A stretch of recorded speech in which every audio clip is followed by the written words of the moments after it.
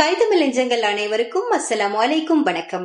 வரலாறு படைக்க இருக்கும் வைரமங்கையர் என்ற துணிந்தலு நிகழ்ச்சியின் முதலாவது நிகழ்ச்சியோடு இணைந்திருக்கிறீர்கள். எங்களுடன் இன்று நிகழ்வில் கலந்து கொள்ள இருப்பவர் ஹஸ்மா பிரைடல் அகாடமியின் உரிமையாளர் சகோதரி ஹஸ்மா நசார்தீன் அவர்கள். அஸ்ஸலாமு அலைக்கும். வணக்கம். ஸலாம் வரஹ்மத்துல்லாஹி வபரகாத்துஹு. இன்று எங்கள் துணிந்தலு நிகழ்ச்சி மூலமாக உங்களை வரவேற்பதில் நாங்கள் மிக்க மகிழ்ச்சி அடைகிறோம். பெண் என்ற வகையில் நீங்கள் கிட்டத்தட்ட 5 வருடங்களாக ஹஸ்மா பிரைடல் அகாடமியை நிகழ்த்தி வருகிறீர்கள். அது ஒரு பெருமைக்குரிய விடயம்.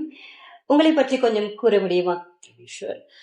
அஸ்ஸலாமு அலைக்கும். நான் ஹஸ்மா நசார்தீன். 5 years நான் பிரைடல் இண்டஸ்ட்ரியில நான் இருக்கிறேன். Academy name Hasma bridal academy private limited. Classes கொடுக்குறேன். அதே நேரம் நிறைய எக்ஸ்பீரியன்ஸ் இருக்கு இந்த ஃபீல்ட்ல. மாஷா அல்லாஹ் நிறைய பிள்ளைகள் கல்வி கற்றுக்கொண்டு அதே நேரம் அவங்களுக்கான டேலண்ட்டை முன்னோக்கி அவங்க போறாங்க நிறைய விஷயங்கள்ல. இப்போ உள்ள காலகட்டத்துல பெண்கள் நிறைய சாதிக்கணும் என்று நினைக்கிறாங்க, நிறைய விஷயங்கள் படிக்கணும் என்று நினைக்கிறாங்க. ஆஃப்டர் மேரேஜ் பெண்களா இருக்கட்டும், இல்லாட்டி ஓலவெல் எடுத்துட்டு இருக்கக்கூடிய பெண்களா இருக்கட்டும். ஸோ அந்த மாதிரி பீப்புளோட ஜேர்னி பண்றன்றது ரொம்பவே எக்ஸ்பீரியன்ஸ் கொண்ட ஒரு விஷயம். அல்ஹம்துலில்லாஹ் 5 years இந்த ஃபீல்ட்ல இருக்கிறேன். இதே நேரம் இன்னும் லைஃப்ல நிறைய விஷயங்களை கற்றுக்கொள்ளணும், அதே நேரம் பயணம் செல்லணும் என்ற நோக்கம் தான். ஹஸ்மா பிரைடல் அகாடமி இந்த ஜேர்னி எப்படி ஸ்டார்ட் பண்ணுச்சு? ஆஃப்டர் மேரேஜ்க்கு பிறகு தான் நிறைய பெண்கள் குடும்ப சூழ்நிலைகளுக்காக வேண்டி ஏதாவது பண்ணணும் என்று நினைப்பாங்க.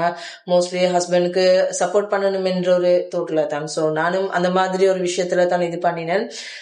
அதே நேரம் நான் ஒரு பீரியட்ல லைஃப்ல எதுவுமே பண்ணி இல்ல, அவங்க படிச்சு இல்ல அப்படின்னு பிளெண்ட் பண்ணின ஒரு பீப்புள் ஈக்கிறாங்க. சோ அவங்களோட முன்னுக்கு ஏதாவது பண்ணணும் என்ற தோட் மட்டும் தான் எனக்குள்ள ஈக்குது. இக்னோர் பண்ணுவாங்க, நிறைய விஷயத்துல இக்னோர் பண்ணுவாங்க. டிகிரி எடுத்து இல்ல, படிச்சு இல்ல, ஒரு நாலேஜ் ஒன்று இல்லைன்னு சொல்லி இக்னோர் பண்ணின பீப்புள்ட முன்னுக்கு லைஃப்ல இந்த விஷயத்த நான் பண்ணணும் என்ற தோட் மட்டும் தான் எனக்குள்ள ஒரு வைராகியமா இருந்துச்சு. சோ அதால நான் ஸ்டார்ட் பண்ணின ஜேர்னி தான் இது.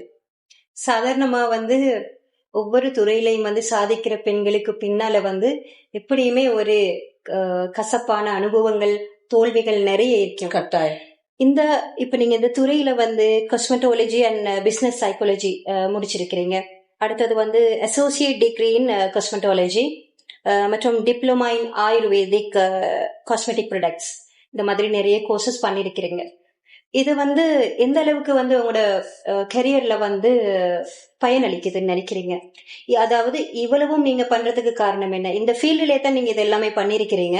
பட் ஒவ்வொன்றும் உங்களுக்கு எந்த அளவுக்கு இந்த ஃபீல்டுக்கு யூஸ் ஆகுது? உண்மையிலுமே நிறைய விஷயங்கள் நாங்க எப்படி தான் படிக்கிறதுக்கு வயசு இது ஒன்று இல்ல, ஏஜ் ஒன்று இல்ல. சோ படிக்கணும் என்று நினைச்சா அவங்களுக்கு 50 வயசு ஆகினாலும் ஏதாவது ஒரு விஷயத்துல போக்கஸ் பண்ணி படிக்கல. சோ அந்த ஒரு மைண்ட் செட்ல தான் நான் இந்த விஷயங்கள் படிச்சேன். ஸ்டார்டிங் டிப்ளமா கோர்ஸ் முடிச்சேன். டிப்ளமாக்கு போறோம் என்னென்ன இருக்கிறன்றத நான் போக்கஸ் பண்ண ஸ்டார்ட் பண்ணினேன்.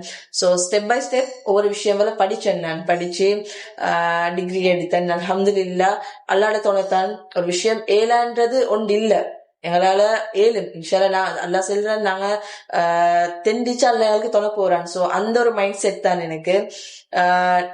இப்ப ஒரு சில டைம்ல நாங்க இது பண்ண போக்கல இதுக்குள்ள நிறைய விஷயங்கள் இருக்கு.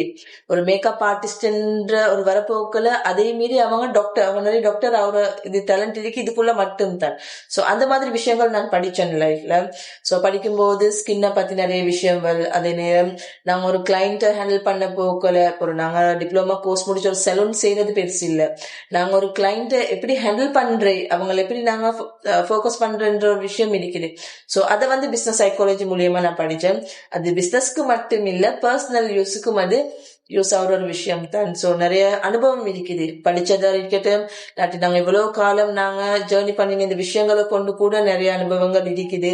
சோ அல்ஹம்துலில்லாஹ் எங்களையால மத்தவங்களுக்கும் யூஸ் ஆகுறன்ற போக்குல ஹாப்பி தான். சாதிக்க துடிக்கிற பெண்களுக்காக வேண்டி நீங்க என்ன உங்களோட ஆலோசனை கொடுக்க போறீங்கன்னு நான் கேட்கல. சிங்கிள் மதர்ஸ் ஒரு வார்த்தை ஒன்று பயன்படுத்தினீங்க. அவங்களுக்கு அந்த மாதிரி சிங்கிள் மதர்ஸ் வாழ்க்கையில முன்னுக்கு போறதுக்கு நிறைய கஷ்டப்படுறாங்க. ஒவ்வொரு துறையை தெரிவு செய்யறாங்க. சாதித்து கொண்டிருக்கிற நிறைய பேர் வந்து ஒரு 50% மாதிரி சிங்கிள் மதர்ஸும் இருக்கிறாங்க. அவங்களுக்கு நீங்க வந்து என்ன சொல்ல விரும்புறீங்க?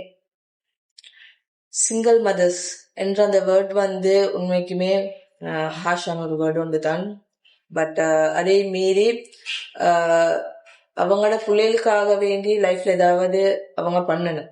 ஸோ அப்படின்ற ஒரு வரப்போக்களை என்னை பொறுத்த வரைக்கும் லைஃப்ல அச்சீவ் பண்றதுக்கு நிறைய விஷயங்கள் இருக்கு, எங்களுக்கு ஃபோக்கஸ் பண்றதுக்கு நிறைய விஷயங்கள் இருக்குது. பட் அது என்ன தடையா இருந்தாலும் அது வந்து நத்திங், அதை வந்து தாண்டி வந்துருங்க. அந்த தடை தான் எங்களுக்கான சக்சஸ்க்குரிய அந்த ஒரு விஷயமா நான் பாக்குறேன்.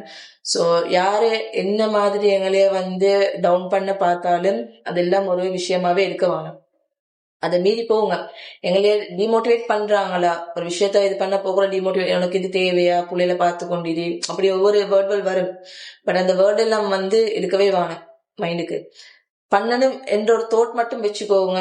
இன்ஷா அல்லா அல்லாட நாட்டத்தோடு உங்களுக்கு அது பண்ணேலும் லைஃப்ல சாதிக்கிறதுக்கு நிறைய விஷயங்கள் இருக்குது. அதே நேரம் நிறைய துறைகள் இருக்குது. அது உங்களால முடிஞ்சது எது, உங்களால எது பண்ண முடியும்ன்றதை மட்டும் நீங்க மைண்ட் செட்டுக்கு எடுத்துக்கோங்க.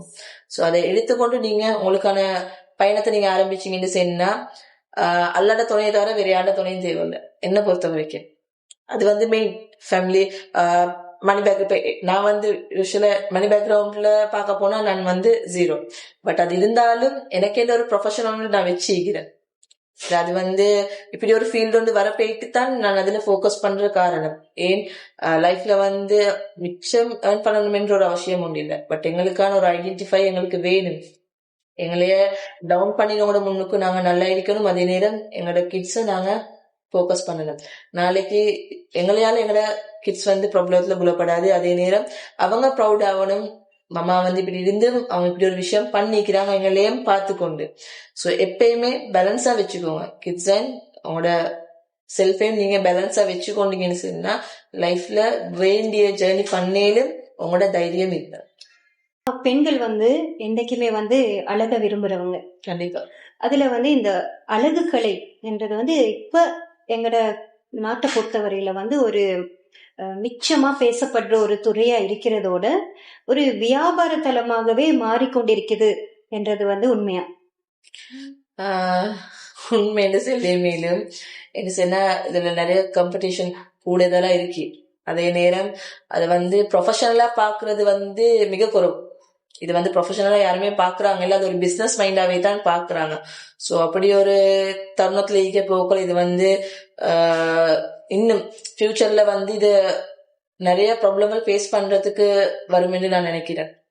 ஏன்னு சொன்னா இப்ப கிளாஸ் முடிச்சு படிக்கக்கூடிய பெண்கள் இருக்கிறாங்க. ஸோ அவங்களுக்கா இருந்தாலும் இதுல வந்து நிறைய அனுபவங்கள் அவங்க படிக்கணும்னு அவங்க நினைக்கிறாங்க இல்ல. பட் ஒரு கோர்ஸ் முடிச்சதோட அவங்க ஒரு ப்ரொஃபஷனல் மேக்கப் ஆர்டிஸ்ட் நினைச்சு அவங்க அதுக்கான வேலை வெட்டியில் பாக்குறாங்க. பட் அதுல விளைவுகள் வந்து எந்த டே அவங்களுக்கு அவங்களோட கையில ஏதாவது ஒரு மிஸ்டேக் ஆகினதுக்கு அப்புறம் அதை அவங்க ரியலைஸ் பண்ணுவாங்க. ஸோ அது பிஸ்னஸா பார்க்க வேணும், அது ஒரு ப்ரொஃபஷனலா பார்த்தீங்கன்னு சொன்னா நீங்க அடுத்தடுத்த கோர்ஸ்கள் நீங்க முடிச்சு ஒரு ப்ரொஃபஷனல் மேக்கப் ஆர்டிஸ்ட் லெவலுக்கு வரணும். இதை வந்து பிசினஸ் மைண்டா பாக்குறதால ஒரு கோர்ஸ் முடிச்சதோட நிறைய பெண்கள் வந்து ஒரு ஃபோல்டு ஒன்று தான் அவங்க வந்து ப்ரொஃபஷனல் மேக்கப் ஆர்டிஸ்ட்னு சொல்லி அதுக்கடுத்த சலூன்ஸ்கள் வச்சுக்கொண்டு கிளாஸ்கள் கொடுக்குறாங்க. பட் அதை படிக்க போறவங்களுக்கும் அதால பிரச்சனை வரும், படிச்சு கொடுக்குறவங்களுக்கும் பிரச்சனை வரும். இப்ப நான் நினைக்கிறேன் ஒரு 3 to 4 months முந்தி ஒரு சலூன்ல ஒரு மிஸ்டேக் ஆகிருந்துச்சு. ஹேர் ஸ்டேட் இந்த ஸ்ட்ரெயிட்டிங் பண்ண போயிட்டு அதுல அந்த சலூனையும் சீல் பண்ணி சலூன் ஓனர்ல நின்று ஒர்க் பண்ணவங்கள கூட போலீஸால அரெஸ்ட் பண்ண கேஸுகள் வந்துச்சு. இதெல்லாம் வர காரணம் வந்து இந்த ஃபீல்ட வந்து ப்ரொஃபஷனலா யாரும் எதிர்பார்க்கறாங்க இல்ல, அந்த தோட்டல பாக்குறாங்க இல்ல, இது ஒரு பிசினஸா தான் பாக்குறாங்க. நாங்க ஒரு மேக்கப் ஆர்டிஸ்ட் இந்த ஒரு டிப்ளமா முடிச்ச போற இதுல சம்பாதிக்கலும் ஒரு சலூனை போட்டு எங்களுக்கு ஏர்ன் பண்ணலும் என்ற அந்த மைண்ட் தோட்ல தான் இதுக்கு நிறைய பேர் இதுக்கு இன்வால்வ் ஆகுவாங்க. அது வந்து ராங், அது அப்படி பண்ணப்படாது. இதுக்கான விஷயங்களை வந்து நிறைய படிக்கணும், படிக்கிறதுக்கு டைம் இருக்கு, ஒரு அடிக்க படிக்கலாம். இப்ப நான் எக்ஸாம்பிளுக்கு சொல்றேன், நீங்க ஒரு மேக்கப் ஆர்டிஸ்ட், நான் உங்கள்ட்ட கோர்ஸ்க்கு வரேன், ஏன்னா உங்கள்ட்ட மட்டும் நான் படிச்சு அந்த விஷயத்த தெரிஞ்சு கொண்டு நான் செய்யப்படாது. இன்னும் 2 பேருக்கிட்ட சரி நாங்க அந்த விஷயத்த வந்து படிக்க போவோம்.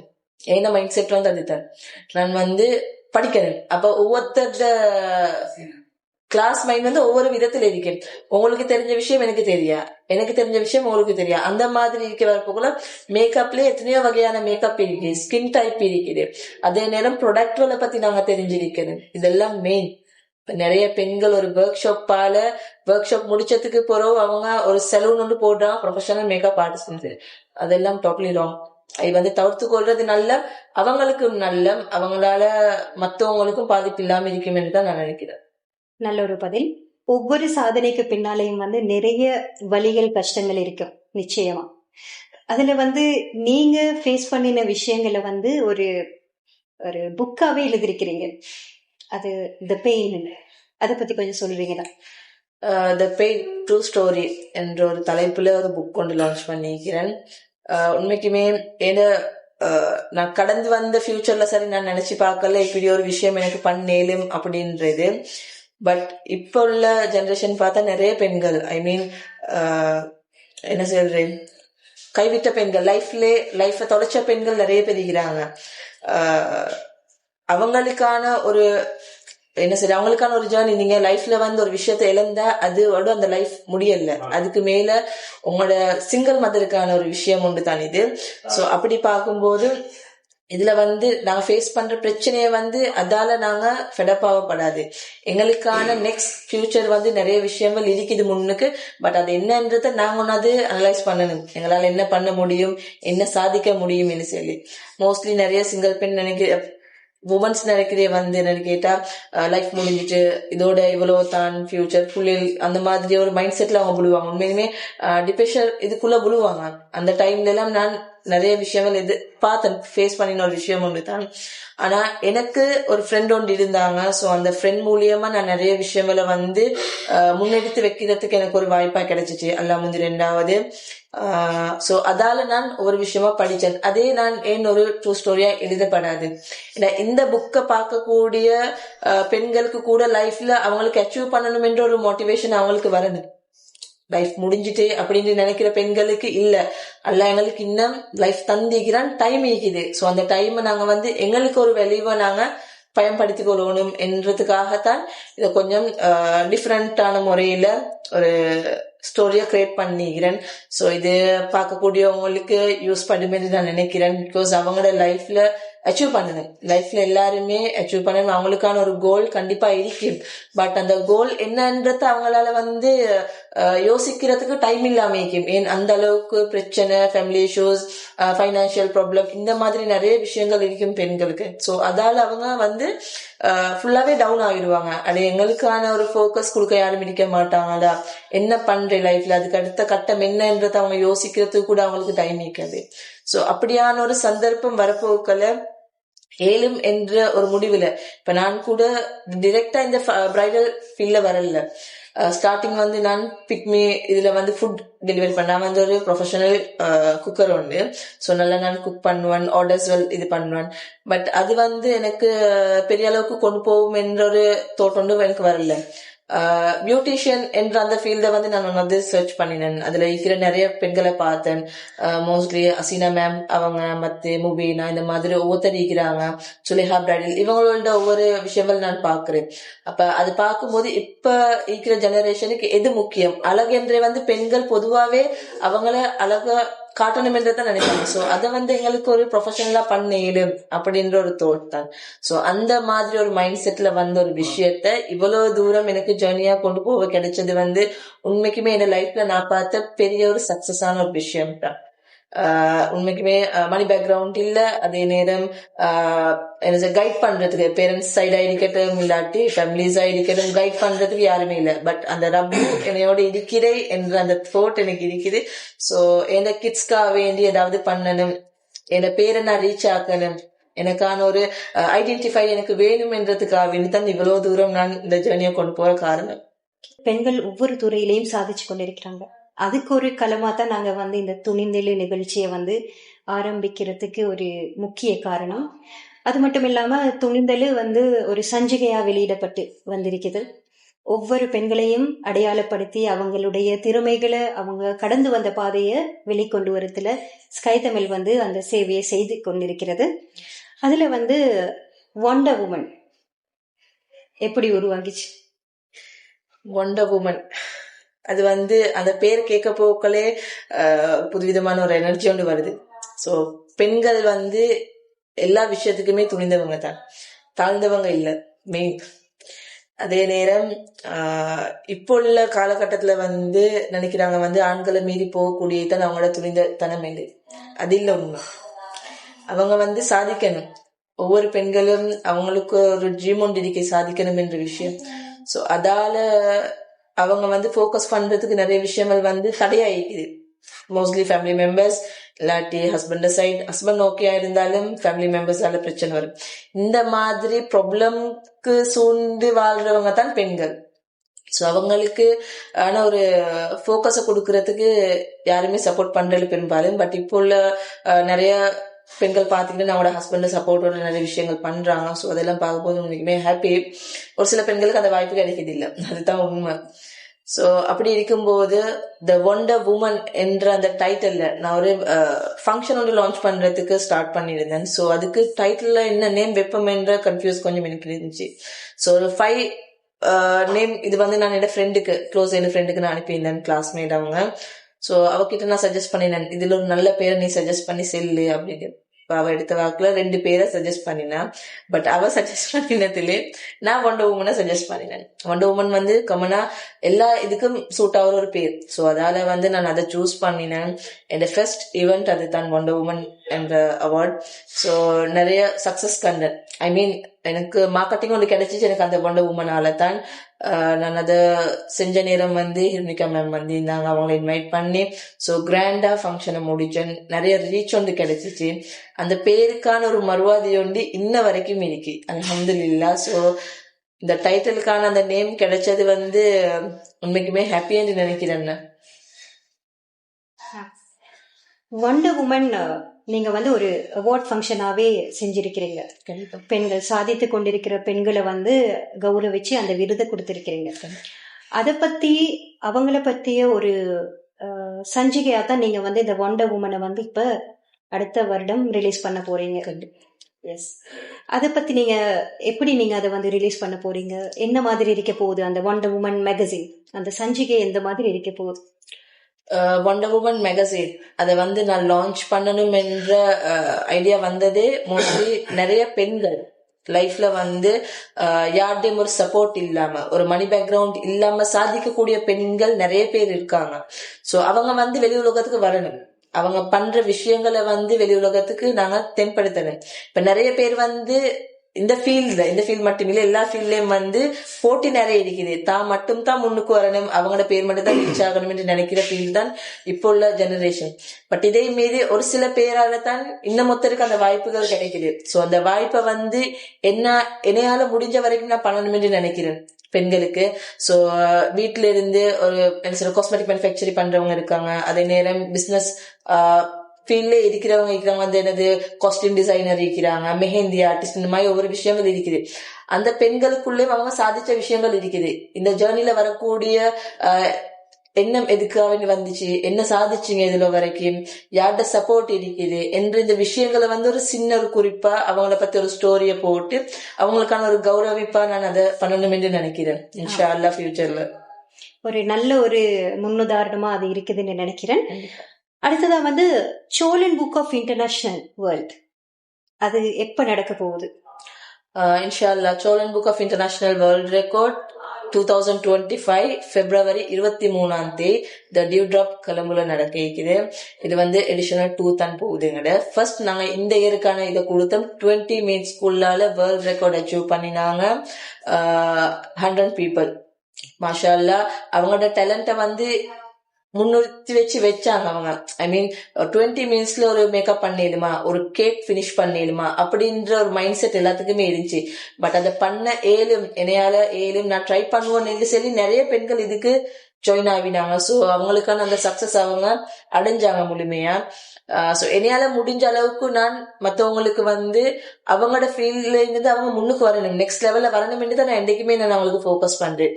பிகாஸ் யாரா இருந்தாலும் அவங்களோட எய்ம் அவங்க தொடணும். வீட்டுல இருந்து யாருமே அதை முன்னிறுத்தி நிக்கிறது இல்ல. சோ அப்படியான ஒரு விஷயத்த நான் போக்கஸ் பண்ணி தான் இந்த வேர்ல்ட் ரெக்கார்டை நான் இது பண்ணினேன். சோ இதால நிறைய பெண்கள் பயனடைஞ்சாங்க. அவங்களுக்கான அங்கீகாரத்தை கொடுத்து அவங்களுக்கான அந்த அவார்டை கொடுத்து உண்மைக்குமே எல்லாருக்குமே ஹாப்பி. மெயின் அவங்களால எனக்கு கிடைக்கக்கூடிய துவா தான் அல்ஹம்துலில்லாஹ் நான் பெருசாவே நான் எடுத்துக்கொள்றேன். இதே வேர்ல்ட் ரெக்கார்ட் இந்த ஃபங்க்ஷன் முடிஞ்சதுக்கு பிறகு எகைன் வைக்க மாட்டீங்களா மேம் என்று நிறைய பேர் என்கிட்ட கேட்டிருந்தாங்க. சோ அதுக்கான இதுதான் 2025க்கு நான் வச்சுக்கிறேன். பட் 2025க்கு கொடுக்கக்கூடிய வேர்ல்ட் ரெக்கார்ட் 15 மினிட்ஸ்ல நீங்க அச்சீவ் பண்ணணும் உங்களோட வேர்ல்ட் ரெக்கார்ட். 26 நாட்டுல லைசன்ஸ் இது பண்ணின ஒரு இதொண்டு தான் இது வேர்ல்ட் ரெக்கார்ட் சோழன். இது இந்தியால இருந்து தான் அவங்க இதை பண்ணி தராங்க. பட் இங்க ஆர்கனைஸ் பண்றேன் நான், அஸ்மா பிரைடலால தான் இதை ஆர்கனைஸ் பண்றேன். சோ 15 மினிட்ஸ்ல இருந்து உண்மையுமே பெரிய ஒரு டாஸ்க் தான். நானும் இதுல பார்ட்டிசிபேட் பண்றேன். நான் போன இயரும் பார்ட்டிசிபேட் பண்ணினேன். ஸ்டூடெண்டோட சேர்ந்து நானும் ஒரு ஸ்டூடெண்டா இதுல கலந்து ப்ரோக்ராம அட்டென்ட் பண்றேன். உண்மைக்குமே ஹாப்பி. அது ஒரு என்ன செய்ய ஒரு ஆர்வத்தோட இந்த விஷயம் பண்ணுவாங்க. அதே என்னால பண்ணிடுமா அப்படின்ற ஒரு மைண்ட் செட் எல்லாருக்குமே. ஃபேமிலியில ஹஸ்பண்டும் சொல்லுவாங்க உங்களால ஏழுமா 15 மினிட்ஸ்ல செய்யலுமா அப்படின்னு கேட்பாங்க ஒரு கொஸ்டின். பண்ணேலும் என்ற அந்த தோட்டம் உங்களுக்குள்ள கண்டிப்பா இருக்கு. சோ அதை நீங்க வெளிப்படுத்துங்க.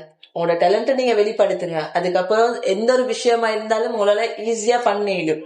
எப்பயுமே ஒரு காம்படிஷன் என்று வரப்போக்குள்ள ஆர்வமா இருப்பாங்க.